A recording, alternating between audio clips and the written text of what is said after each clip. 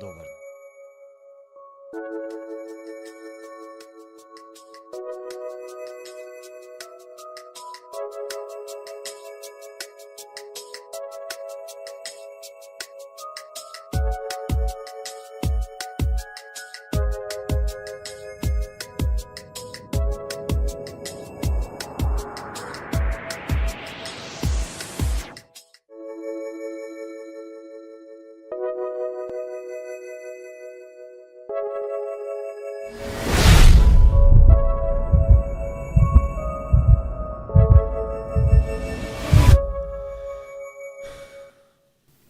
Драги гледачи, сакам да ве поздравам и да упатам моје сочувство и искрено жалење за загинатите во несреќата во Кочани, во дискотеката во Кочани.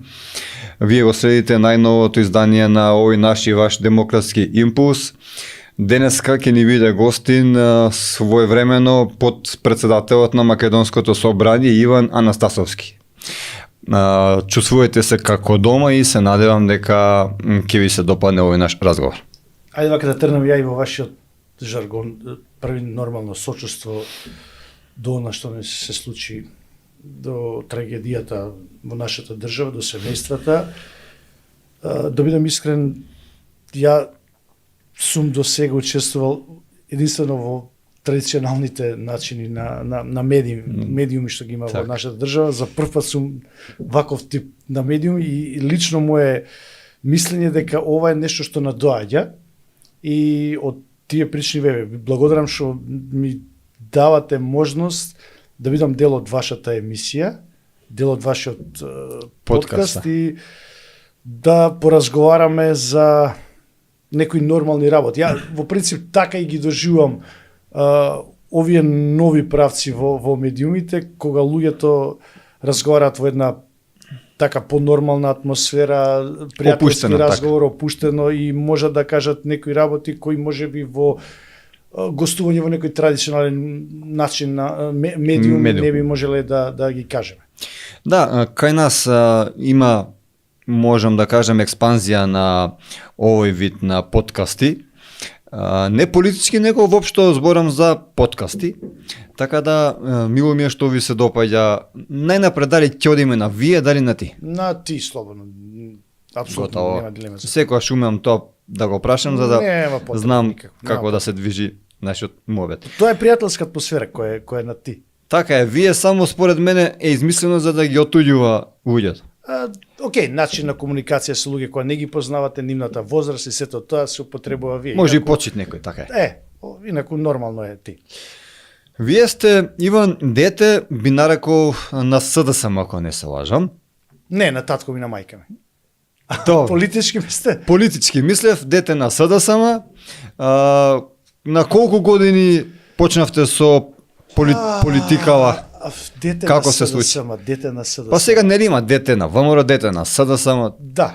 Во принцип, знаете како, тоа време кога ја влегов во политиката имаше, тие беа две политички опции, да кажеме. Едната беше СДСМ, другата беше ВМРО, имаше исто така и две албански партии тоа време, нели? Така ПДП. беше ПДП, тие беа ПДП, НДП, па потоа од тоа се изроди ДПА.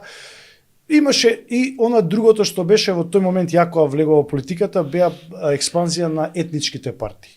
Не знам од кои причини почна да се прават етнички партии, а го гледам како е и насловот демократски импулс.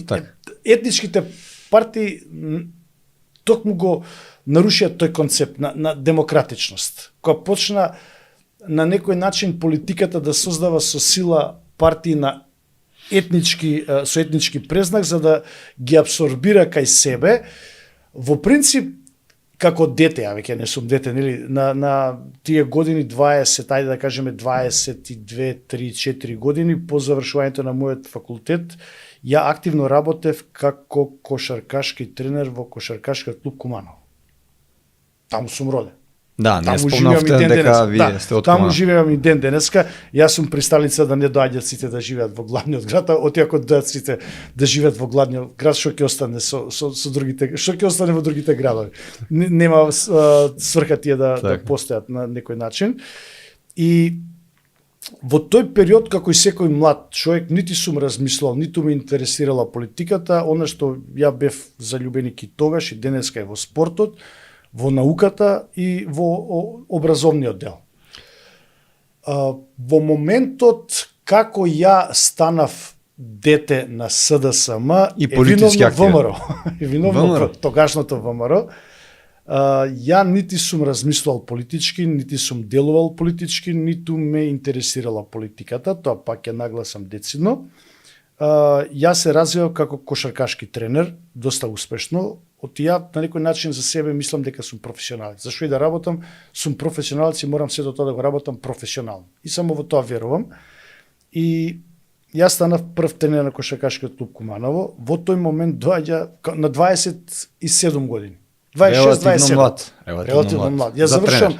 Ја завршувам не така брилјантна и многу импозантна кошаркашка кариера, игравме во втора лига, влеговме во прва лига и ја тогаш решив, бидејќи завршив факултет, отидов на постдипломски студии и решив да се приклучам во тренерскиот дел, во стручниот дел, доста ми е со играње, тоа било што било и да градам таква професионална кариера.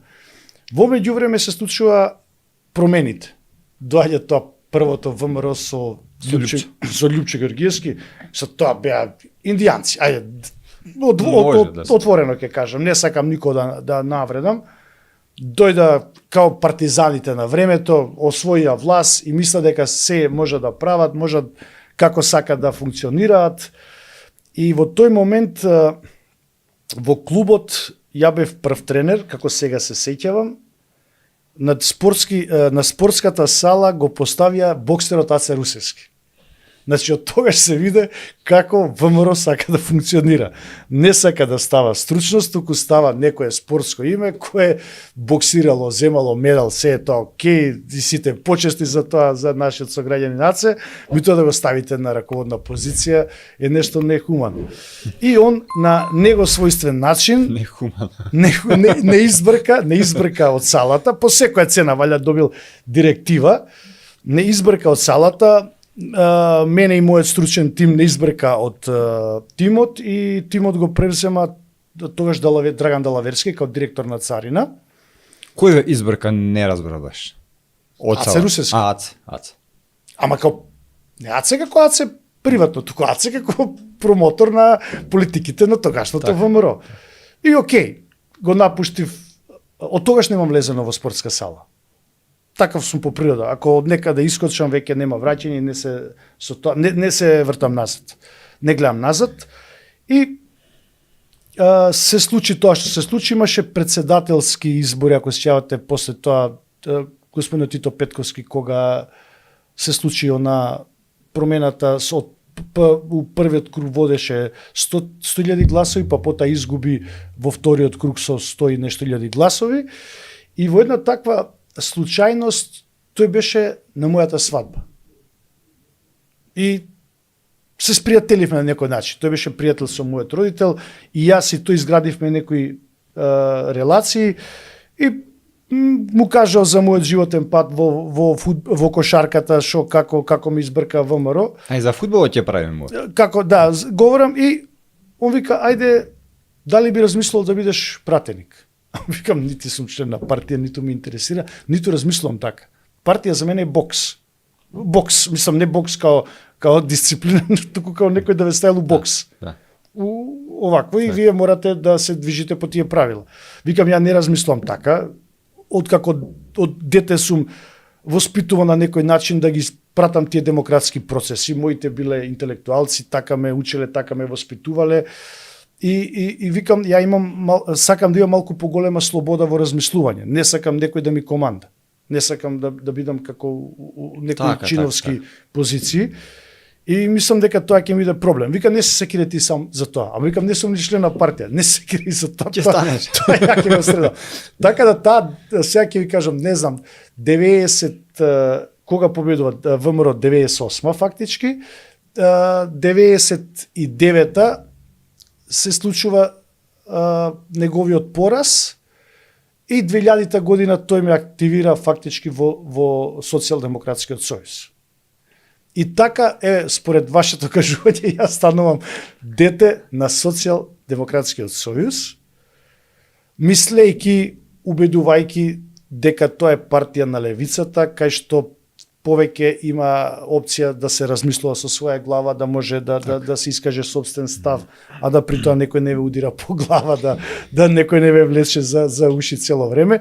И на тој начин, станав дете на СДСМ. Да. Сега добро, од денешен аспект, дали на пример има според тебе лево и десно или тие идеологии се загубени? Лево и десно сообраќај има, а у политиката, у македонската политика немате лево и десно. Имате интерес.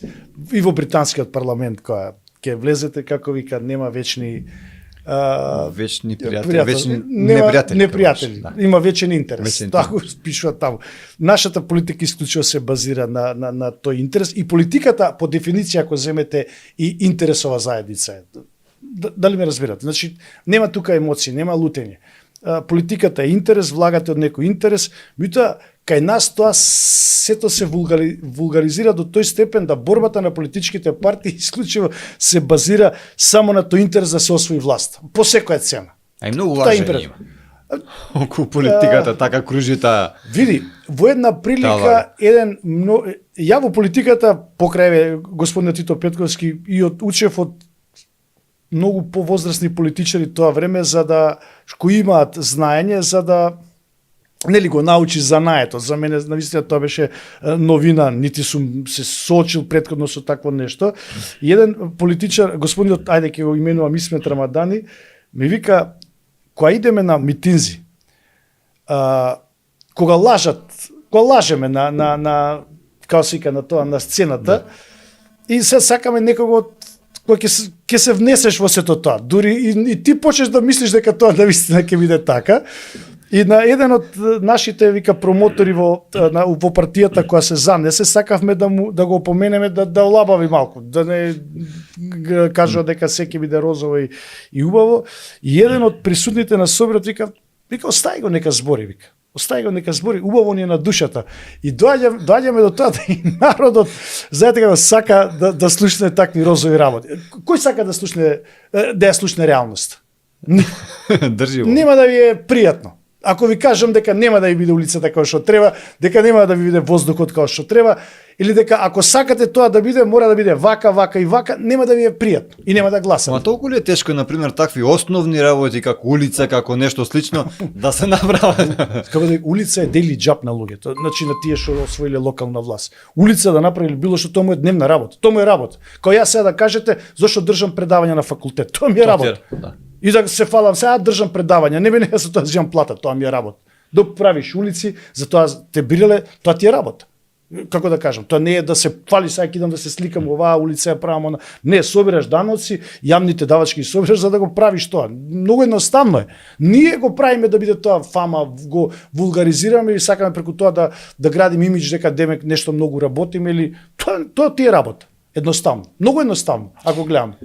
Тоа моментално го прават како да е некоја капитална инвестиција. Улица да се направи.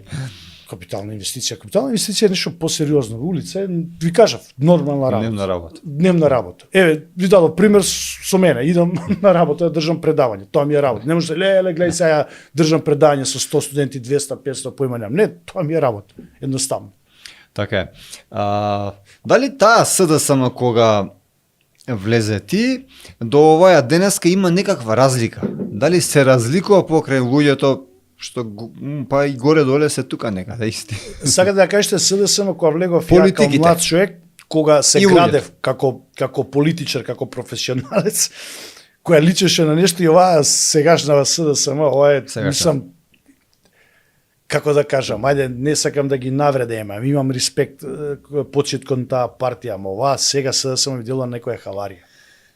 Тоа што им се случуваше со распадот, ајде, првиот ние со господинот Тито Петковски, па потоа Бучковски, па не знам, еден друг трет, па како се разединуваше таа партија. По едно време успеа да се консолидира.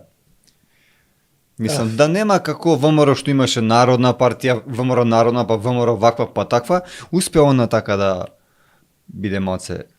Видете, Зборам за тој контекст. Има луѓе што ги знам лично, ги оправдувам од причини што ја напуштиле, се дистанцирале од СДСМ. Оти СДСМ како концепт, како партија е склона кон тоа да ги разочарува сопствените членови. И СДСМ не гради кадри, туку ги користи и во даден временски период, ако не им се померка, ги фрла на страна, ги отфрла. И тоа му е сериозен проблем со години на СДСМ. И се случи сега на крајот на последните избори сите тие да го отфрлат СДСМ. Тоа ви се акција-реакција. Како се однесувате према нив, така ќе се однесуваат према вас.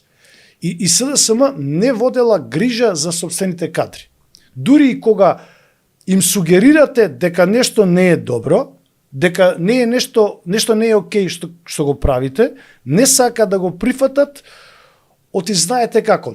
Ние сме СДСМ е тој, СДСМ е партијата, СДСМ ве гради вас како кадри, ви дава одредени позиции, функции или било што и морате да слушате. Не е така.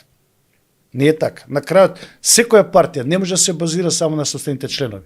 Кога доаѓате на проверка кај граѓаните, граѓанството е тоа кое ви дава или ви одзема власт, не членовите на партијата. А кај нас робуваме да имаме масовен број на членство на партија. Што повеќе членови со тоа да манипулираме во јавноста, да се фалиме во јавноста на некој начин.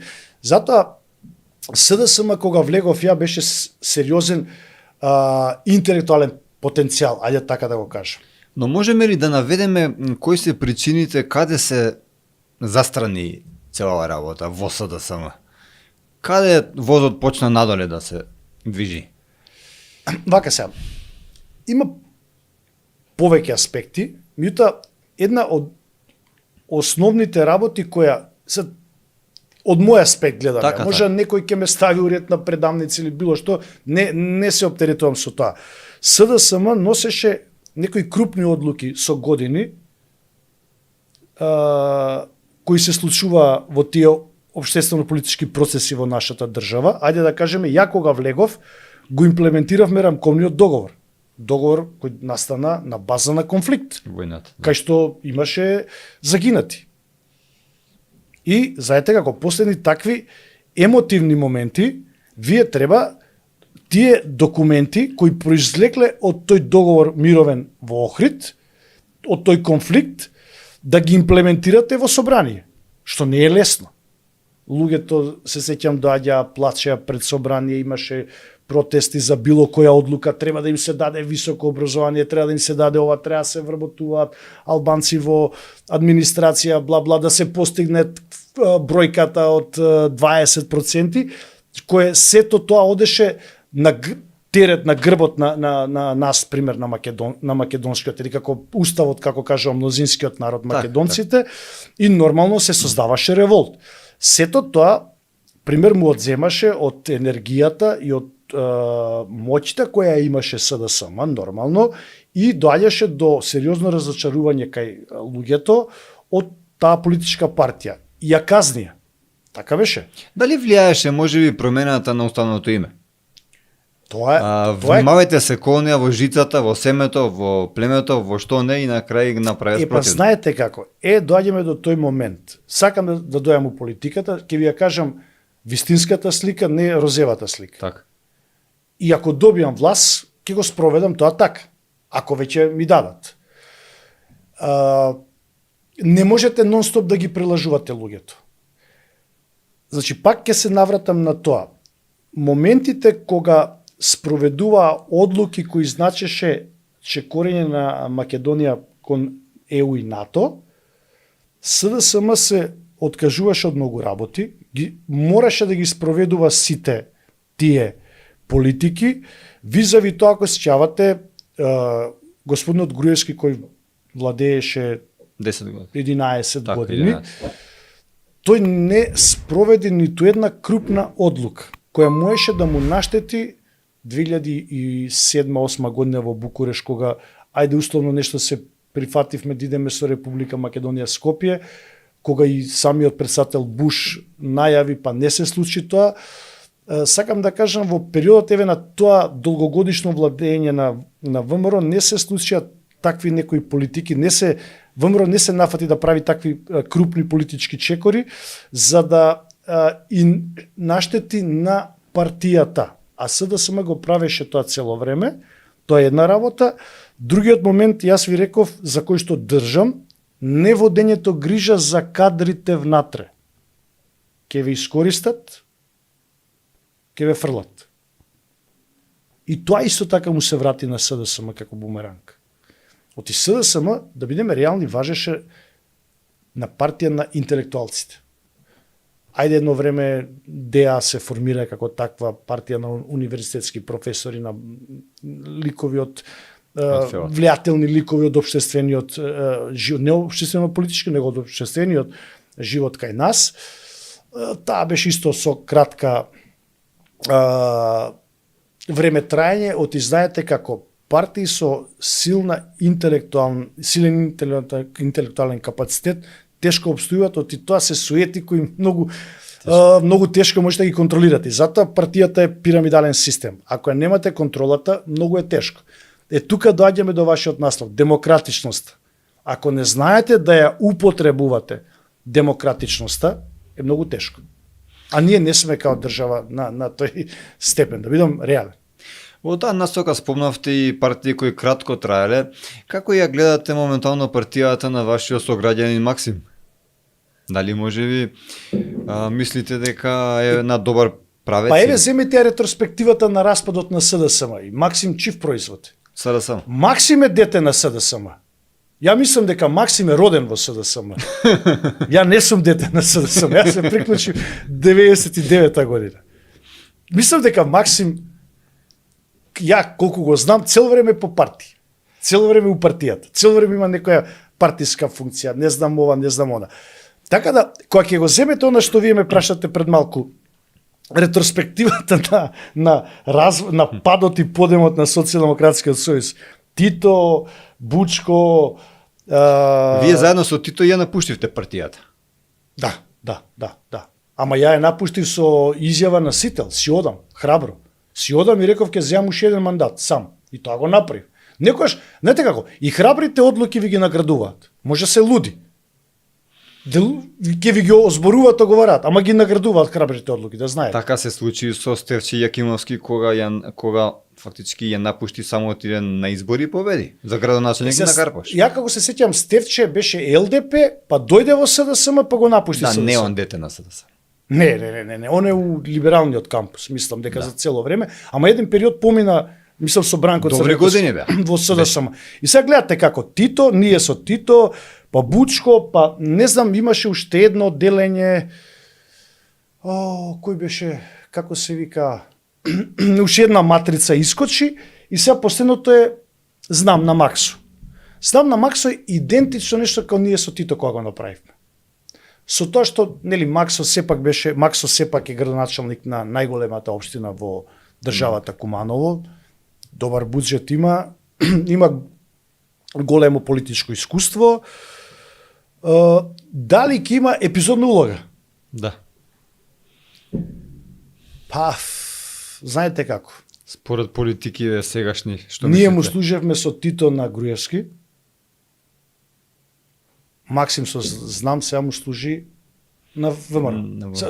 Мицковски, сега не сакам ајде Груевски на ВМРО. Так. Ние му служиме на тогашното ВМРО со Груевски, он сега му служи на ова ВМРО со господинот Мицковски. Не сум баба Вања, сега кажам денеска утре, но анализирам иднината не е светла, ајде така да кажеме. Така мислите. Так. Да останеше надвор од процесот, да не влезеше, може би ќе имаше подобра позиција. Моментално се бори со левица за тоа трето место. Сата ја кажете дека СДСМ игра за она, како се вика, за убараш, за мислам, без оглед. Не можете. Не убараш. Без оглед во која кондиција да е СДСМ. Верувајте, во која кондиција, на кое ниво да е во моментот. СДСМ не сме да биде партија која ќе се потцени, тоа ви го кажам многу одговорно, и може и левица, да, во моментот таа има сериозна криза, има лидершип кој, ајде да кажам, некој нов, нема некој политичко искуство, ставајќи го тука и председателот што име сега Венко Филипче, кој реално нема некој големо политичко искуство. Венко Филипче не е потекнал ни од СРС, колку што знам. Секој бил близок, не е спорно, бил близок, но говорам од тој аспект, да, Максим, знам на Максим и Левица со Апасиев, борбата не е иста. Максим е во владата и тука некако можностите се повеќе лимитирани. Вие сега не можете да критикувате, тој го кажа многу одговорно. Ја во владата кога бевме со Грујо, ја го нервирав. Ја бев човекот кој требаше да го нервира.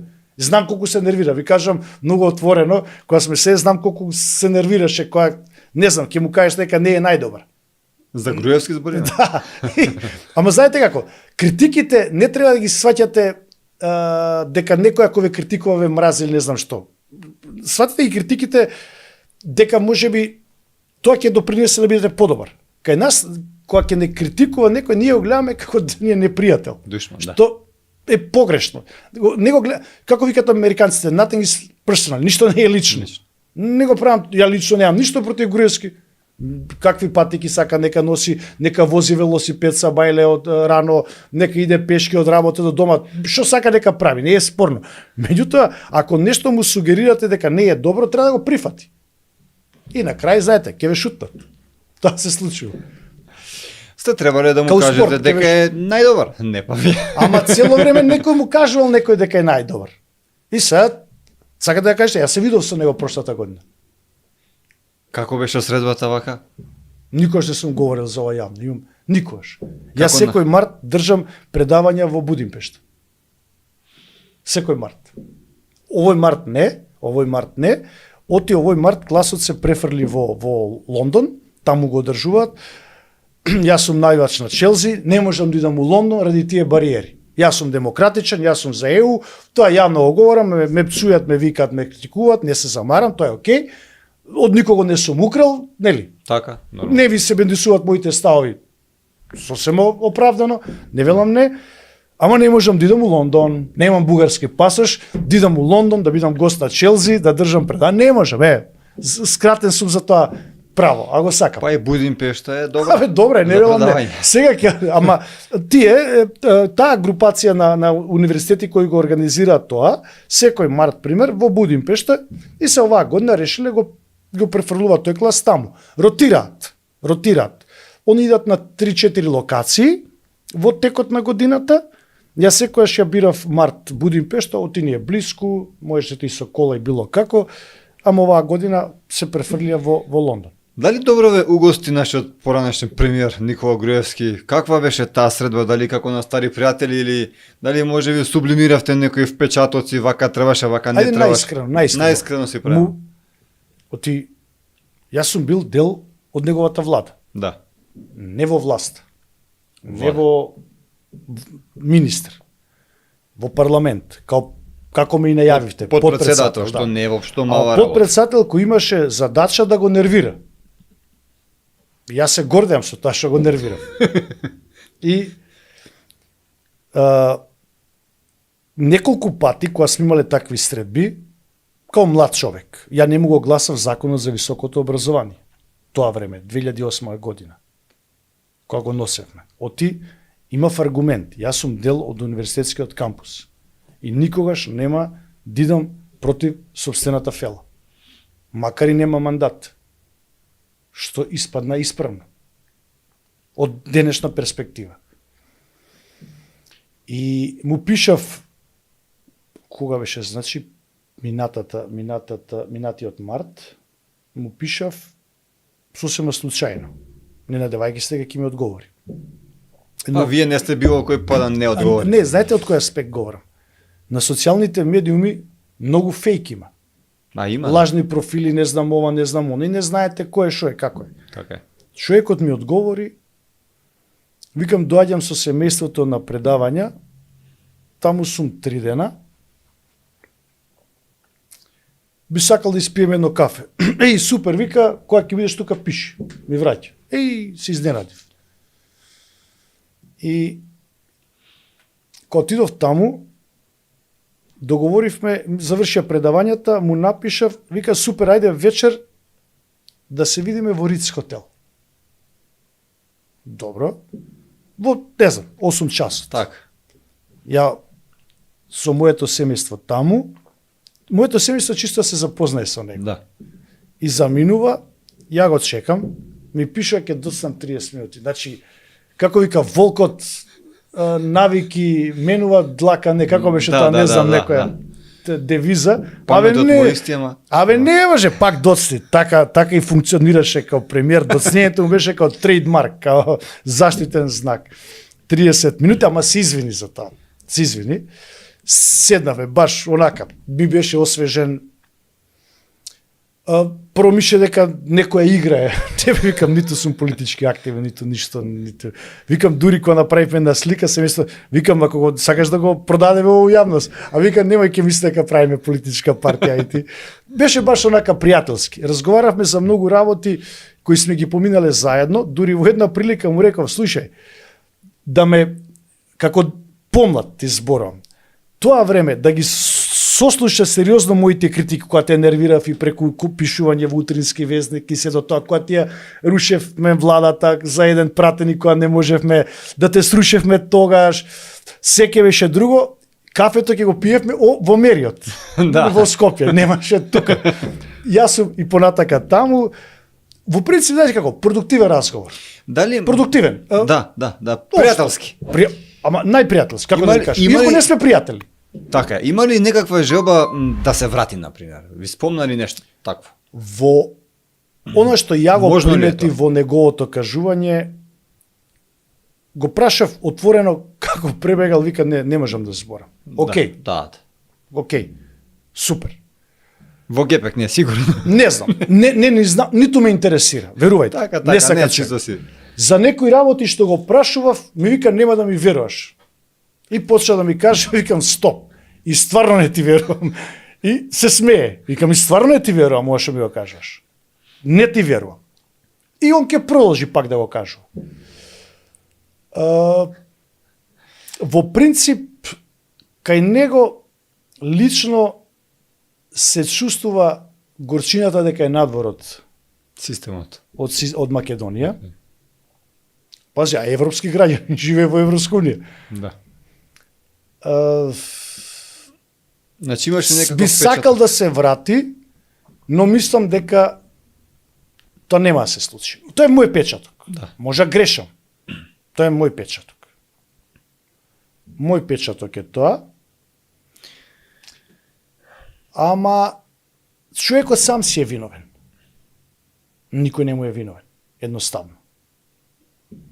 И затоа единствено што ја ги разбирам во некој сегмент политичките процеси, особено во таа дипломатија. Тоа ми е некако како факт во политиката. Не онаа општа политика, дај ќе ти направам чешма, ќе ти ставам бекатон до дома само гласе, него на повеќе ме оти држам и предавања надвор како професионалец, Да, како да. професор. Имам во моментот во нашиот главен град имам мои партнери кои се доени тука за кои разговараме за некои битни проекти. Имам предавања во Монпелје, имам во Браво. Будимпешта, во Виена и сега ја го сакам тој глобален развиен европски свет. Да бидам искрен, некој за тоа ми критикува многу, ама окей. И знаете како? Ако пак ќе кажам, едино што како личност, како професионалец, како човек кој се вложувал со години, не е битно што сум јас сега надвор од системот. Стварно сакам да ја видам нашата држава во тој развиениот свет. Да видат и нашите граѓани, да имаат можност да видат дека ако бидеме дел од тој европски систем, ќе има поголема можност за секој од нас. Ќе играме во поголем надпревар, ќе играме во поголема лига и ќе имаме повеќе можности. Баш и тоа да се навратам, го разговаравме со господинот Груевски, он на некој начин тие можности ни ги одзема.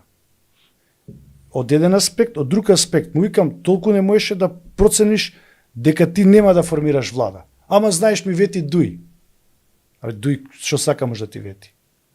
Кога победи, а не формира влада. Еден телефонски повик. И сега тој, што беше тогаш фронтменот на Дуј, не се работи ни за тие младите Бујар, Османи, оној другиот што навивач што беше на Кале, како се вика Артан Груби. Артан Груби. Тие не беа играчи битни, таму беше друг човек играч. Тој сега е во влада со Артан ова. Груби мислите дека не беше некој битен играч? За јавност да, за медиуми, за телевизија, да игра баскет, да игра ова. Нема врска. Човек на Холанд, не. На Кале тоа беше друг човек тогаш. Не го откривам името. Земите ги снимките од тогаш и му го кажал си ми е презиме. Во моментот кога ти ветиле тебе и ти си ги правиш списоците за влада, некој ти ги трга луѓето од таму, тој човек горе на Калето и ти требаше да процениш дека немаше шанси да ти дозвола да формираш влада. Оти предолго ги лажеше за процесот на промена на устав, на промена, ги лажеше. А ме гледа, миш дека е така, бе викам 100% ти говорам. Зашо не формира влада? Ајде едноставно кажи ми, победи, не формира влада. Тука доаѓаме со правилото кој го измислија за него. А и за тоа можам да ви говорам. Правилото кој го измислија за него. Победници. Па кај има, јас сум од спорт, кај има победници? Еден е победник. Играте, ја ви играме, ја и ти овакво пинг-понг. Или јас пинг-понг. ќе победам или вие. Нерешено, да, у кошарка, ма пак продолжете си, пак некој може да земе, пак некој мора да однесе победата. У фудбал мора некој да победи, нема победници. Еден ќе победи. И тоа е тоа. Интересно овака. Абе заслепен од моќите од власта. Груевски. Кога сте заслепен од моќите од власта е многу тешко. Може би ли ја гледате вината кај неговите луѓе околу него, советници што може би му продавале некој лажен свет?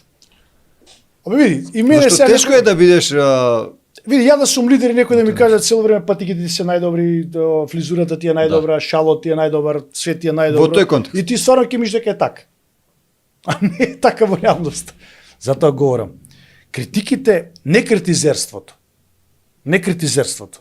Навредите, критиката е многу добар демократична алатка која може да ве држи трезна, да бидете рационални во секој момент и да носите рационални одлуки. Ова другото знаете како шефе. Тоа било комунизмот тие фабриките. Шефе. Шо шеф? Ај се и таму горе. Не верувам, може сега види, ја не добив печаток, добив дека он коректно живее таму. Нели? Тоа сега да прашам. Коректно Сигурно живее. дека ништо не работи во Да ми Будимпешта. рече дека е консалтинг, така нешто. Консалтинг. И тоа ви го кажам јавот. Така. Вие кога си заминавте од СДСМ заедно со господинот Тито Петковски, впрочем, зашто си заминавте вака да ве запрашам? Имаше ли Па нешто? влегов ради Тито Петковски во СДСМ. И заедно си заминавте. Па бев пратеник тој момент и он ме замоли, дојде кај мене дома, ми рече дека ќе формира посебна политичка групација, дека не се сложа со политиките на раководството на СДСМ. Во тој момент, да бидам искрен, тогаш, на тие години, верував во поддршка кон луѓето. Сега не верувам веќе. Во овие години сега после толку долгогодишно искуство, човек ќе ви изневери. Мислам, бидете сигурни. Човек ќе ви изневери. Во тој контекст ви изневери или вас, например? И мене ме изневерија политиките на СДСМ, начинот на кој што СДСМ функционираше и во тоа време во СДСМ дојде наследник на Бранко Стана Бучковски. Никогаш не е бил систем тој да ми биде водство. Верувајте. Сега сме колеги на УКИМ, се расправавме у Брисел, се псуевме кога бевме у СДСМ, кога го напуштав ради него. Тито го напушти ради него и ја го напуштив, ајде да кажеме, ради него СДСМ. Оти со тој човек не сакам да имам нешто заедничко. Тоа е нормално. Нема тој ме навредуваше, ја навредував. И така, ја помлад, тој повозрасен премиер беше и целата моќ му ја остави Бранко на него. Као сега што му ја ставија на Ковачевски целата, мојчи толку, ке тонеш. Исто се случи со Бучко потона, со тоа што Бучко потона како прво обвинет у тенковските делови. Но ништо не му фали. На другите четворица, распраште се убаво, тие се влезени во затвор. Само прво обвинетиот се спаси. Тоа е нашиот систем. Тоа е системот. Овде системот ги убива луѓето. Но сега кога сме веќе кај оваа тема, еве не ми беше. Сакам да ви кажам, ја на тој начин отидов со Тито Петковски, Така? не погрешив, одма да ви кажам, и од оваа временска дистанца, иако не сум веќе таму, не ме интересира политика, ја и Тито се разделивме како, тоа се негови зборови како Чешка и Словачка, не како Југославија, не како Србија, Босна и Хрватска, тоа е многу убава реченица. Се разделивме како Чешка и Словачка, културно цивилизирано. На некој начин јас се заминав да си ја градам мојата професионална кариера, од ја ако останев во политиката, немаше да станам никогаш редовен професор и ќе изгубев работата на факултет. Ја во тој Моравте да бирате. Да, избрав тоа што сум сега. И не сум ни погрешил во ниту еден момент од оваа временска инстанца. И на тој начин отидов со него, ја градевме СДСМ, кога видов дека НСДП, кога видов дека НСДП ја направил од каприц со Бранко да имат некои комбинации. Ја не знам толку го величаат и тој господин Црвенковски, ама такво сум и ние народ. Не знам, лично не го познам. Повеќе го ценат како шармер, политички шармер, него како шармер, нека иде у Холивуд, нека иде да ти е овакво шармер. Говорам да функционалност, да бидеш функционалност, да градиш систем. Систем кој денес го имам, еве. Тој систем го градел Бранко, Љупчо, Бучко, Грујо, Радмила, Иван, Тито, Грујо, кои да се сме го градели, не сме го изградили зле. Најдобриот председател на СДСМ, кој бил според вас? Видите разликата. ВМРО има само тројца председатели променет. СДСМ има 7. Ја вака се, ако гледате најголеми успеси направил Бранко. Оти тој бил долгогодишен, таму луѓето го гледале како икона, како овакво. Ја не пристапувам така, одма ви кажам, не пристапувам на тој начин. За мене од оваа временска инстанца, можеби Радмила требаше да биде најдобар. Можеби. Митоа Радмила исто така, наследи, дојде, не успеа, падна на избори, си замина, си даде оставка веднаш, тоа е одлика на едно демократско размислување и тоа е тоа. И се испаѓа, знаеш како испаѓа од оваа временска инстанца? Бранко е најдобар. Тој имал најдолг стаж, сите успеси били у негово време. Зашто му замерувате на Бранко, например? Пошто така ништо, не, човекот... Зборам за политички потези, не за лично или нешто. Каде можам, ги гледате неговите грешки? На крајот на денот ја не можам да му замерам на неговото, на таа листа 2002 година ми има ставено господинот Бранко Црвенковски. Так. Кога сум почел да осознавам, можеби не ми се бендисувало начинот на кој што тој функционирал. А имам право како интелектуалец, човек кој завршил факултет, се запишал на магистратура, станал доцент, не знам, докторирал еднаш, два пати имам докторирано, да размислувам дека чека овој човек ги изнемерува моите очекувања. Шо кој е лидер на партија или ми е лидер на партија? Ги изневерува. И најдобро е кога луѓето ќе почнат да се свестат и да го признаат тоа дека чек, овој ги изневерува моите очекувања. Као што сме го следиле Тито Петковски и едно време го праша чек, господин Тито, кај идеме ние бре? Кај се движиме, чек, слепа улица ова, понор, амбис.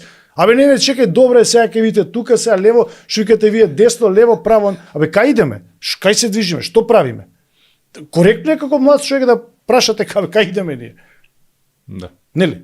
Сетите се на паролата кога дојавме на власт, ќе вработиме по еден семејство. Дали станал некој тоа време да прашаме, чек, како ти ќе вработиш? Кој си ти да вработиш? Мислеше ќе спуштиме по еден. Ама не, еве ја искачам на говори, викам ќе вработиме по еден член. Што сум ја? Имам фабрики, мои, татко ми оставил. Така доаѓа. Кај ќе вработиш? Кој е тој? У тој момент да биде рационален да каже, чекаме, како може премиер да вработува? Објасни ми како може премиер да вработува. Тука доаѓаме до тоа што го спомнавте системот е тоа. Дека се луѓето мислат дека премиерот треба да ги вработи. Розово. Па сите мислат у државата дека Грујо треба да ги вработи, Бучко, како се вика овој, Мицковски треба да ги вработат. Како да ги вработат? Кај да ги вработат? Се знае нормален развиен европски систем кој вработува. Се знае. Фирмата. Ама овде останало дека ние ќе вработиме по еден од семејство. И тоа никој не го така олесно поминува сето тоа. Дали ме разбирате? Да. Тоа е проблемот у оваа држава. Како се снајдовте, ме интересира, на функцијата подпредседател, каде што знаете и да кажете за таа функција дека не ви е поклонета како на многумине, заради тоа што тогаш кога се одцепивте заедно со господинот Тито Петковски од СДСМ и формиравте ваша партија, имавте одличен резултат, па заради вашиот резултат ве ставија и подпредседател на собрание. Како успеавте, како се снајдовте во таа до тогаш за вас нова функција? Знаете како кога се формира НСДП, со мене во партијата на Тито, НСДП, преминавше 4 пратеници. Значи, во тој момент, на крајот на мандатот 2002-2006, НСДП, кога се формираш, имаше пратеничка група, фактички. И кога дојде време да се дава позиции, што е нормално, по политиката се борите да земете позиции. Тоа не е ерес, тоа не е грев да го кажете. Така е. Ама ја учествувам од идеологија ваму таму. Океј, супер. И не може ти, не може ти, Тито не може ти, не може ти, не може. Добро. Ајде, сите отпадна од тие партенци кои го поддржаат Тито, јас се борев, млад човек, давав отпор као револуционер, ме стави вторна листа во Куманово. Одлично, добро. Ги стави пред мене тие некои баби и со нив настапуваше, меѓутоа ова ќе биде, тогаш сватив колку луѓето, не политичарите, колку луѓето манипулираат. Луѓето, осте ги политичарите, ќе ви направиме, ќе донесеме, се окей. Луѓето, Тито, ја ќе ти донесам толку гласови, убител, ја ќе донесам толку гласови, кога ќе ги броиш, ти мислиш дека ќе имаш 4 милиона гласови, а немаш толку жители у државата. Ali не е битно, секој кажа некоја бројка од себе, како му текнало. И кога на крај, кога се заврши зборниот резултат, дај да видиме кај сме. Јас сум од човек од спорт. Кој е прв на табела? Кој го освои шампионатот? Кој има највише бодови? Да. Ама не бе, ние игравме добро, ние бевме супер, не знам како сте играли. Табелата вика, овие имаат највише бодови, они го зимаат пекарот. И од сите тие што се фалеа многу околу Тито, ја имав 5000 гласови. Вториот беше со 4700. И сега кој да биде подпредседател, како, ама чекај, што да чекам? Тито, што имам да чекам ја овде? Како е табелата вам? Тоа си кажа. Кој испорачал најдобар резултат? Ја ќе бидам. Ама не ти да пробаш да бидеш, знаеш, еве да видиме со власт, у влада, не сакам у влада, ниту ме интересира, ниту имам желба. Тука сум ја и на тој начин не можеше да ме избегне никако. Сте настапиле машки. Мора некојаш така. Верувате, подобро е така. Така. Ама држев до своето достоинство. Океј, не морам да бидам у политиката, ќе бидам професор. Да. Завршена приказката. И тоа ми беше, можеби, најсилниот аргумент да имам собствен карт. И станав, да ви кажам, го носев и најтешкиот буџет кога се имаше 1500 амандмани од опозицијата. Ја бев председател на собранието, тогаш беше и од него многу научив господинот, сега да го спомнеме, Љубиша Георгиевски. Многу научив од човекот, сум страшен лик. Сите веа дека страшен лик, страшен. Абе ме сакаше као син, ајде да кажам. И многу работи во собранието ми ги препушти мене. Оти бевме подпредседател јас и господинот Бесим Догани од Демократска партија на албанците. И знаеш како, имав прилика многу пати да го водам собранието. Овој беше у релативно возрастни години. Љубиша не сакаше се замара, човек од културата. Ајде Иван, ајде таму со тие, расправи се, бори се, плюкај се, прави се што ќе се правиш. Нели, и нормално опозиција ќе скокаат, овие ќе бранат. Тако си е ти во средина. Па знаете како, ја до вчера сум бил пријател со тие од СДСМ, сме се разели, сега си не пријател, а нема врска. Интересот. Се враќаме на паролата во англискиот парламент. И сега, знаеш, со некој од нив имаш добри конекции. Ако си се во друга позиција, она што се улогата на Макса што ви говорам. И некојаш гледаш како подпредседател на собрание да ги заштитиш и тие луѓе, што е окей. Ваму тоаш беше јака ДПС, не знам дали постои таа како партија со Мендух Тачи, со Матоши, со оваква, бе, герила, тешка герила. И Бучко беше пратеник, се сеќам, од социјалдемократски, како поранешен премиер. Му вративте ли на Бучко? Не му вратив. Во Не му некој- вратив. Во една прилика, а ќе го кажам тоа во Брисел, Да. што ја водев една делегација, он беше у делегацијата и баш разговаравме, се сетивме на темата која се пцуевме, ја и он која се навредувавме и се седиме пиеме кафе, што е после толку години пиеме кафе. Но она што беше важно, она што го научив за најето, зашто мислам дека добро си обавував работа како подпредседател само една година, од ја дадов оставка. Кога направија конфликт Бучковски од една страна, Владко Ѓорчев, тоа се све као некои навивачи. Од и мене експертизата во спортот ми се навивачките групи, матоши тие, как ги гледаш како навивачи, као на стадион да се тие, не се у парламентарна, у онаа као сика собраниска арена, као на стадион. Ке се вреѓаат, Уште фали семки. Ама знаеш како тоа го прават само да собират поеника и луѓето, знаеш, да биват интересантни. И ја на таква една ситуација, во таква една сцена стана, викам, доста е, ја не сакам веќе да го водам ова собрание. Толку. Немам време со вас веќе, не сакам Да го се водам. распора. А во принцип, во тоа време во собранието, тоа ме вивна, ајде, да кажеме, у некоја повисока комбинаторика, во собранието двајца пратеници од ДУИ и ДПА се степа. Внатре, сак, нели како што е собранието кога гледате, она, кај што седи председателот, Така, горе, така. со секретарот, тука од левата страна до вратата, се испод тепа. И настана немила сцена. Зашто се степа, знаете? Од кај да ги знаеш меѓу себе какви односи имаат, знаеш? Не мислев дали сте биле сведок, дали нешто Не, збореле на одеднаш, не. говорница, па... Не, можда... Сега не можам да се сетам комплетно на генезата на нивната расправија, искрено да бидам, Да. само знам дека покрај вратата тука се испотепа. Обезбедување ваму таму. Во тој момент, тука се појави тоа време амбасадор Терван Фуере. Ја е прекинал седијацата, он влезе, нешто ово, он коментира, Интересна случка. Ја не му се обратив ни на него, меѓутоа ја искоментирав. Тоа е малку не е новинарска етика. Ја искоментирав као подпредседател во тој момент, нели една напета ситуација, обезбедување ваму таму, ја искоментирав што влага овој како убоец. Ја имам сликата дома од насловната. Што влага овој како убоец? Што бара овој? Ја мислам дека ние сме доволно демократски зрели, сами да си го решиме ова као собрание, нели? Па Челси Океј. затоа, после Челси...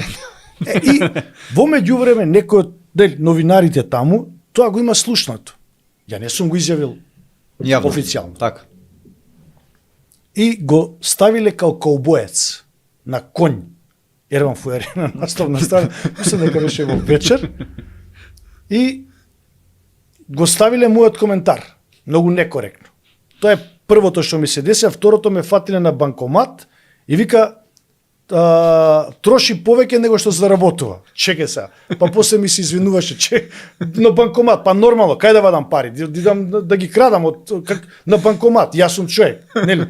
И sad види, знам дека бараат сензационалност. Да. Во тој момент кога сте на некоја позиција, новинарите бараат заради читаност. Па со што кола возите? Немало социјални мрежи као сега што има Тоа било тогаш. среќа. Да, може би. И сега знаете како ќе стави настов да биде читан, да биде гледан или да биде купуван весникот. И знам господинот Терван Фуере му се јавил на Тито и вика што е проблем со тој твој подпредседател што ме навредува. И ми звони вака така. Ја викам абе не сум го навредила. Па гледај, викам абе слушај, ја ова не сум го кажал. Ја мислам на медиуми сум го кажал оф рекордс. Човекот влезе и ја искоментирав дека што бара он, ние сакав да кажам дека и ние сме кадарни као систем, као луѓе сами да се справиме со состојните ситуации. После тоа, дали се видовте со господин Фуере, дали може би му се извинивте? Вака се, имаме Како слика, се случи? беше и мој гост на фудбалски надпревар, му дадов дрес Ерван Фуере, седнавме на ручек во Джино ресторан. Нели карши собрание Да. во ГТЦ, Джино ресторан, ајде да видиме што е проблемот. Разговаравме, јас се извинив, му објаснив и човекот свати дека ја тоа не сум го кажал за медиуми, ама стојам до тоа дека Дека е ние купувац.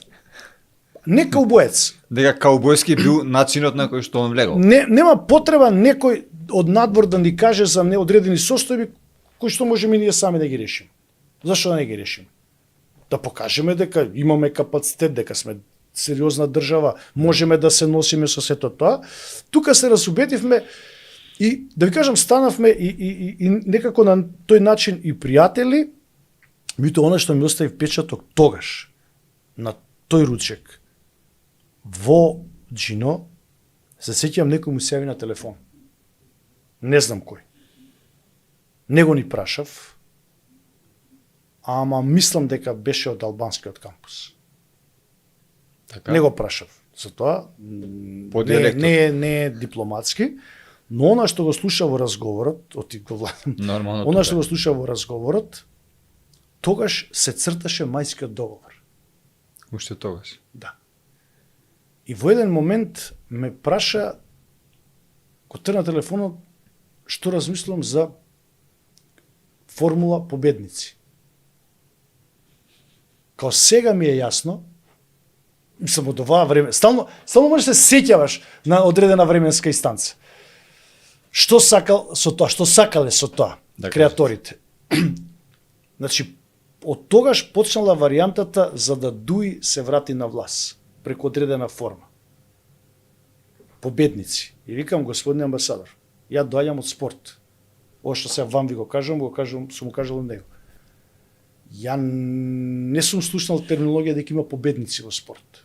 Има еден ќе победи. Нашиот парламентарен систем е многу децитен.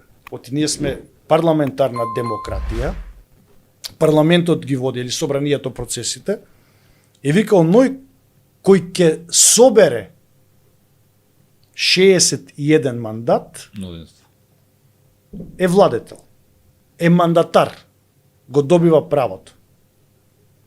Крај. Не оние кои ќе победат. Тоаш ми искоментира се, не може да се сетам сега. Поминале многу години Му се тогаш. допадна коментарот? Мој не. Мој не отидеше контра на тоа што го слушнав од него, ама бев млад и ми вриеше крвта. Сега кога ќе размислам, сега ми е јасно што било тоа, што цртале тогаш. Мајскиот до кога важеше? Не можам да се сетам. До пред некоја година. Се додека требаше, тој се употребуваше. Му даваше функцијата? Мајски договор, зашто ние у мај сме седеле. Да, беше убаво време. Пример тогаш. Му дале такво име, мајски договор, додека требало. Веќе не треба. И според вас тој мајски договор погрешен е? Штетен? Се види, погрешен, штетен, не, тој имал во намер. тој момент таква намера.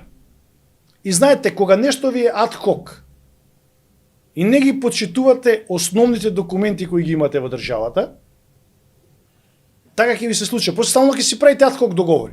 Ама чекај сега, утре ќе направиме ноемвриски, во ноември ќе седнеме ќе направиме некој договор, па сега да видиме вака и вака и вака. Проблемот е оваа држава не ги почитува собствените акти, документи, закони, устави, сето што го има. Какви да се, најлоши да се. Ако ги применувате, ќе видите, ако ги имплементирате, ќе видите кај те имаат проблем и ќе ги подобрувате. Тоа е тоа. Така. Пред да преминеме на следната тема, сакам уште да ве запрашам само дали тепачката во собрание ја реши ФР или може би... Не. Си ја реши службата.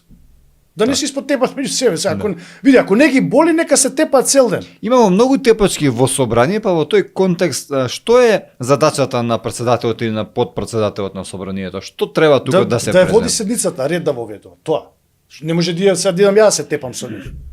На крајот на денот. Да. Или подпредседател или председател да сега се тепа со нив. Тоа е да воспостави ред во пленумот таму. Тоа му е неговата улога. Едноставно е. Како следнава тема ми е, би сакал да ве запрашам за сегашната состојба ситуација во нашата Република Македонија. Еве, мораше ли да не снајде толкова голема несреќа за да на некој начин почне да гледаме ние обичниот народ дека државата веќе не е исто, се обидува да воспостави некаков си ред и систем. Дали вие многа гледате како можеби доаѓање на правдата или можеби замачкување на очи? Малку е специфичен моментот за да се коментира на ваква тема, оти мислам ова стварно од невидени размери трагедија. Така. Да ти однесе системот фактички, системот, не пожарот, системот. Така коментираш и Панче Тојковски. Ја и напишав.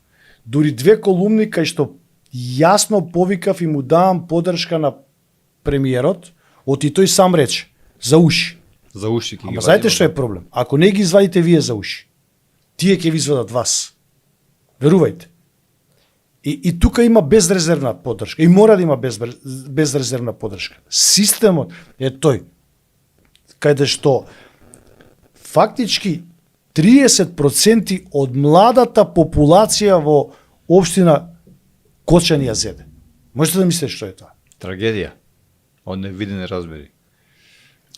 И да бил ефективен, да бил функционален тој систем. Предпоставка е, сега говорам као научник, дека до тоа не би дошло.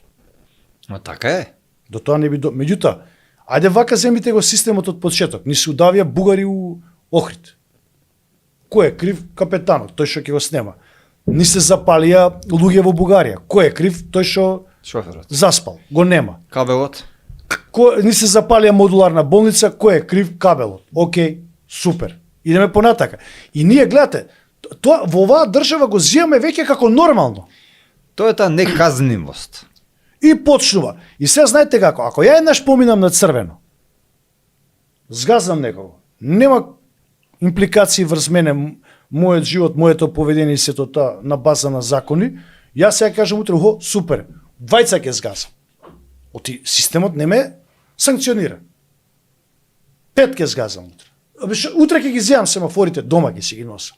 Едноставно, вас гледате дека системот ги јача и ги храбри таквите да прават што сакаат. Тие немаат АБС скочници, као ликови, као личности. Да. Верувајте, немаат АБС скочници. Да застане, да кажа чек. Еве, јас сум свесен граѓанин на ово општество, викам чек, овде морам да застанам. Овде не смеам ова да го направам. Ова не. Тоа е свесност. Ние го немаме тоа кај нас. Оти сме создадени на база на транзиција која беше болна, на распад на Југославија и за цело време ние имаме транзиција овде кај што луѓето само страдаат. И не може да бидат рационални. Значи, ако смеам да заклучам, гледате на искреност кај сегашната гарнитура дека стварно дошло крајот веќе, дека е решена да го Ама нив ќе ги проголта сето тоа, верувајте, еве да не се искрени, еве нека не лажат, еве нека не ги фаќаат за уши. Него ќе го фатат за уши. Верувајте. Значи нема назад. Нема веќе повлекување назад. Исто се сеќавате, заек господинот ќе ги јадеше живи, ќе ги метеше со метла, ниту ги изеде, метлата не го измете. бројчаник на Дали ме разбирате? Значи, ако не останете на зборот, во политиката, во моменти кога има силен, емотивен набој кај луѓето, и не го испорачате тоа што ќе кажете, ви доаѓа казната, верувајте.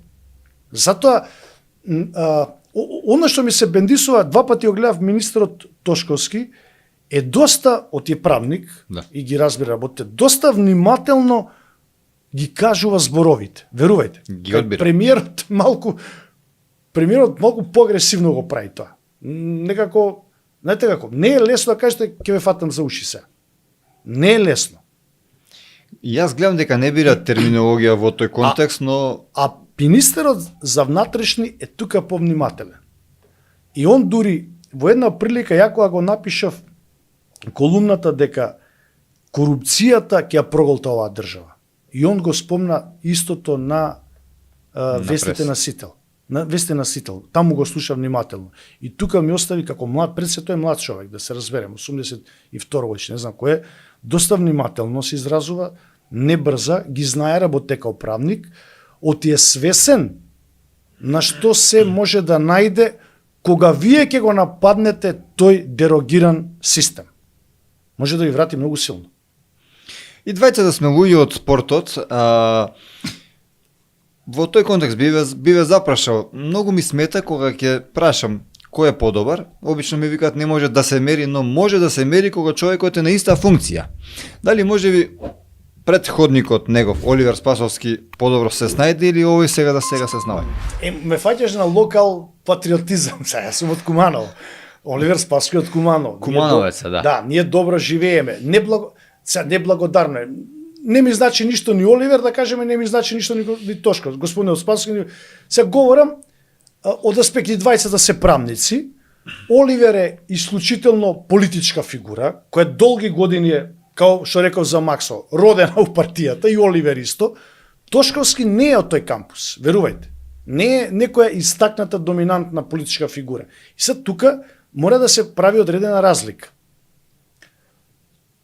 Затоа ќе кажам, Оливер во својот мандат си имал одредени пропусти, меѓутоа ако гледаме од оваа временска инстанца, Оливер се трудеше, ова го говорам одговорно, за цело време господинот Спасовски, да не остави петно на себе како личност, да не влезе во некоја, иако му дада одредени афери, да не влезе во некоја крупна афера, да не се остави некое црно петно зад него, многу внимава на тоа и до одреден степен го направи тоа како што треба. Министерот Тошковски сега за жал на 8 месеци од негов мандат мора веќе се фати сериозно да го очисти системот.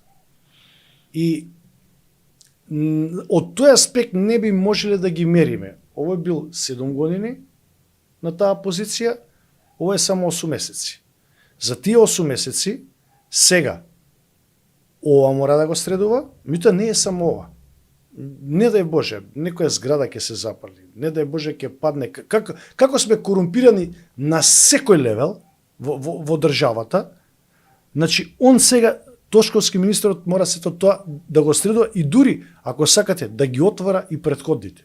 Ја да сум на негово место би ги отворил. Храбро. Спомна дека модуларната болница ќе се отвори и се друго. Ама нема назад. Гледаме дека секој ден Знаете како? се апсат луѓе. Знаете како? Има закон и тоа не ми се бендисуло кога јас сум бил во парламентот како дел од СДСМ. А и тој закон не е важен. Чекај. Не можеш така да размислуваш во животот. Секој закон е важен. Па нека и за проституција. Значи, ако го имаш, ако го носиш, можеш да го почитуваш. Че ти си несериозен како држава, носиш закон и кажеш, тој не е важен, стави го фиок. Ви имавте предлог закон за проституцијата. За проституција, за закон за заштита од пушење и закон за недостолно и недолично одесување на спортски надпревари. Тоа е лично мој закон, да сум во Англија, сер титула ќе ми даде. Овако, ама овде ќе те пцујат и понатака. Тоа е тоа. Наградата секогаш е пцовката. Нема за тоа да не се секирате. Бевте малку да поразговараме и за фудбалот. И двајцата сме луѓе од фудбалот. Ја и игра фудбал. Вие бевте член на управниот одбор на Харилампие во тогашна ФСМ, сегашна ФФМ, ако не се лажам, ФСМ дека. Не, тогаш дојде со закон. Тоа беше на крајот веќе изгледа. Да, ФСМ беше кај Дзинго, од сојузи мора со закон да се преструктурира федерација. Да, федерација. Нема сојуз веќе. Како гледате на фудбалот тогаш и денеска? Дали нешто е направено во тој контекст? Дали може дресовите се смените само. Сепак бевме на едно европско надпреварување. Вака сега. Се тука кај е разликата? Да бидеме реални. Мрме направи систем. Мрме го познам уште кога беше спортски директор на Работничи. Исклучително вреден, посветен човек. Сега, ако гледаме во времето на Хари, нормално, ја ќе кажам се најдобро за господин Харалампе Хаджиристевски. Оти сум бил негов соработник. Во многу работи сме се сложувале, во многу работи не. Он ме ставаше мене во тоа некое интелектуално крило во Фудбалската федерација. Оти знаете, таму има се и се што од делегати. Има. Највише се полицајци. Да видиме отворено, највише се полицајци. И са, вие кои сте на едно такво ниво, ти си у тоа интелектуално ниво, што треба, ти треба да одиш да паташ, да правиш акти, еве ти тоа. И кото, као те задоволува. Меѓутоа, во тој момент ние со Катанец, ако се сеќавате тоа време, имавме најдобар тим. Дури се разборе сега. Жал ми е за тоа. Дури она што успеав од него да го научам каков професионалец е тој, можам да кажам дека стварно во тоа време имавме многу силна репрезентација. Мислите тој е најдобриот тим? Проблемот беше каде? Начинот, системот на квалификации. Никогаш не можевме ни до бараж да доеме. Се разбереме, 4-то место. Потешко беше. Тешко. Друго, во фудбалот, секоја држава игра фудбал и секоја држава вложува пари во фудбал. Денес да. Во ракометот не е така, во кошарката не е така, во одбојката не е така. Да се разбереме, да бидеме на чисто тука. Тоа е дека фудбалот е број еден свет во сега, светот. Кога Спорт. дојде нашиот менталитет на чело, Чеферин, словенец, Аха, да, менталитет, председател. да. Кога ФИФА и УЕФА полека го отворија тој систем и дозволија и на помалите репрезентации да имаат можност да се пласираат, ние го искористивме тој момент. Сречко тогаш успеа да се скара и со Горан Пандев. Така беше, ради дисциплина, одма ви кажам, во Анталија, ради дисциплина. Тој стануваше во 6, идеше на джогинг, велосипед и сакаше тој систем да го наметне и на фудбалери. Знаеш како е нашиот македонски менталитет? Се жалеше дека бил повреден горе, на дека он го тера довлече копачки, он не може, мислам дека беше околу тоа. Нашиот менталитет, знаеш како, да си седнеме, да си јадеме, пиеме полека. Немаме ние таков менталитет како швабите, како Централна Европа, што се ние се тераме така. Добро, Горан во Италија беше доста дисциплиниран. Горане, и како човек ја го познавам, икона фудбалска, ја не говорам ништо да се разбере против Горан. Спортист. И се она што ме многу импресионира од тоја дистанца до сега, и тогаш против кандидат на Хари му беше Масер Омерагич. Не успеа да го детронизира Масер, и нек не видов една слика и ми обрадува тоа. Го ценам гестот од господинот Омерагич. Ги викнал сите поранешни председатели на собрание, што никогаш не се случило. Никогаш. После Хари, тие двајцата индијанци беа. А индијанци. Мислиш дека, нешто како сме ние македонците. Ја кога ќе дојам да седам на твоето место, мислиш дека се почнува од мене. Не би имало нешто и претходно. Некој правил и претходно. Се случувало нешто и претходно. Масер джентлменски. Браво за потегот. Ги кани сите, ламбе, мамбе, тие што се живи. Да. Да дојдат на изборот овако. Иако бил противник со Хари, има доблес да го покани да седнат заедно се сликаат. Тоа ми дава за право, како човек кој у спорт, кој ги разбира работите, дека Масер ќе има успешен менеджмент. Меѓутоа, да бидам дециден, дали ние можеме пак да го повториме Дали можеме? успехот? Не сум убеден. Но тоа не зависи од председател. Има подршка и од Горан Пандев голема и А што Горан ќе игра сега? нема да игра, но Знаете како, треба да создадете нова генерација на сериозни играчи. тука малку Треба да тешко имате ни е. играчи кои играат у најмала рака као е Елмас Ковија, у некое елитно надпреварување. Не можете со играчи во подпросечни лиги да идете напред, да се разбереме. Значи проблемот е сега треба да создадете нова генерација. Таа генерација беше создадена од Милевски. Он има успехи со 21, се Во сеќавате. U21. Успехот се рефлектираше и во сениорска. Ние немаме сега таков успех. Што беше проблемот со Милевски, во U21 му одеше феноменално, дојде во сениорската репрезентација, малце килова влезе и сега нешто е веќе на стабилни нозе. Дали не се може би пронаоѓаше ли? Не е исто да Буташ. не е исто да го направите успехот во U27, 19 или 17 и во сениорската. Потешко е тука. Знаете како, тука доаѓа, сега малку ако се вклучи тука науката, би било добро, ама нема простор кај нас. Ќе го видиме тој гап помеѓу губењето на квалитетот од 21 година кога треба да бидат професионалци веќе. Зошто до тука сме имале успех, кај не знам, говорам 19, 17, 19, 21, одеднаш ваму кај сениорското го немаме. Дали не сме ги задоволиле или не се задоволиле критериуми тоа да бидат така сериозни професионалци кои ќе заиграат во елитните надпреварувања, за да можат после да ни се вратат како готов производ и да создаваат резултати. Спортот денеска е бизнис. Морате да создавате резултати. И тука нема пардон. Сега, тука треба да се бара причината зошто од таа генерација после ни се губат. И не можеме да го генерираме повторно, да го повториме тој успех. Ќе биде многу тешко, Иако, ви кажа, првично, господин Томе Рагич ми остави многу добар печаток на системот како го менаџира. Се познавате со него? Како не? Како не? Јас сум бил противник со него, јас сум се бранил со Хари, он не напаѓал, ама не го гледам тоа као да сме непријатели. Го гледам негов интерес, тоа мој интерес. Ова и тука немало. Пак доаѓаме до надписот во парламентот во Британија. Според вас, што му недостасува моментално на македонскиот фудбал? Дали можеме Пари, нешто пари, да пари, направиме?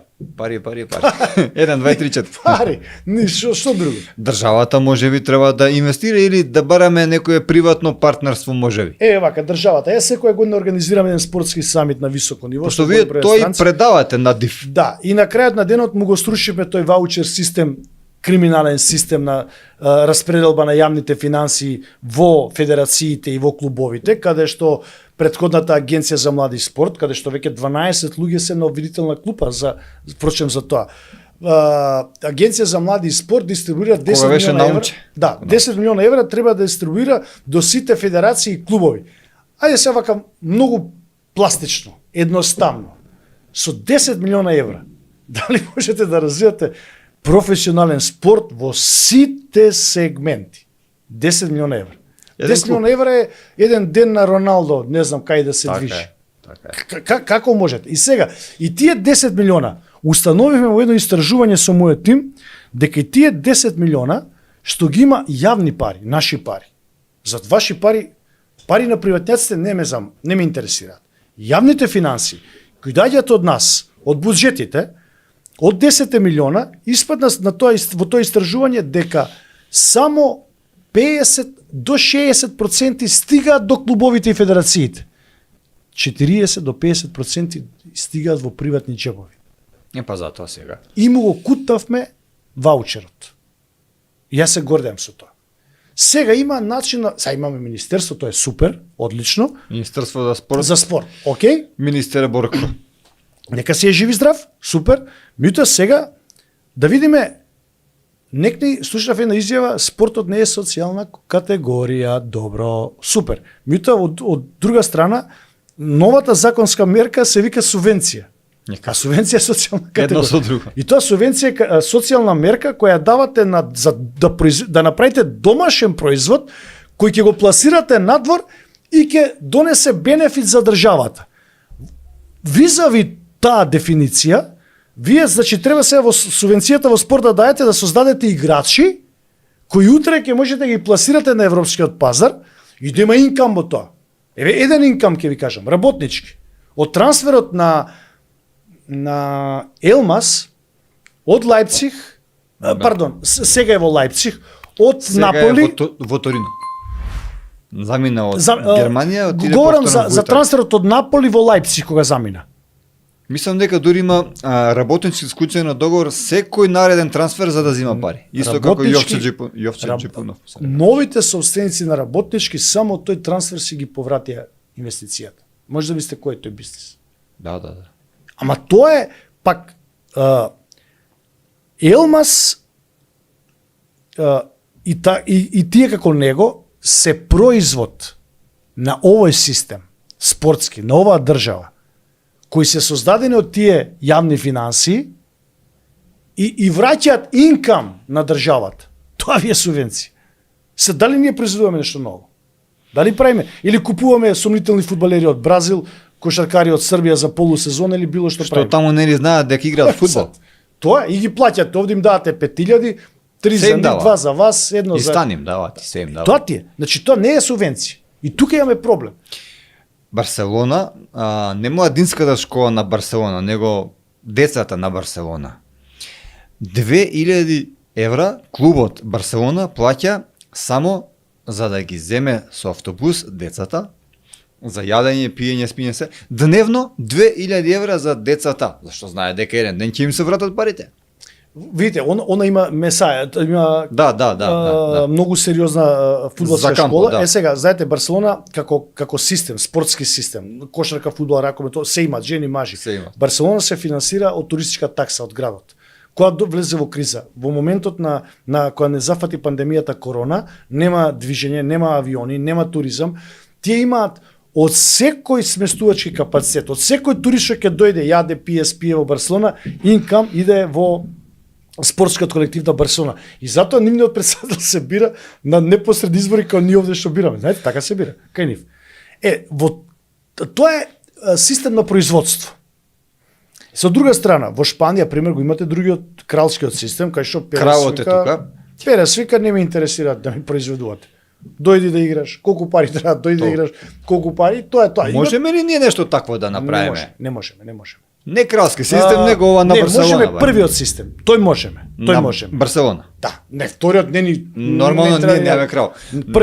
Првиот да произведуваме. Така. Да произведуваме, можеме, апсолутно. Околу такси, мислам со такси со све. Види, тоа е сега стратегија на секој посебен спортски фудбалски колектив како ќе си ја направи. Меѓутоа можеме тоа да го правиме. Што ви треба за тоа? Инфраструктура, за да произведувате. За да произведете нешто што ви треба, фабрика добра. Со машини, со све, произведувате и го пласирате производ. Исто ви и ова. Сега ние немаме инфраструктурата е дискутабилна овде. Тука е проблемот.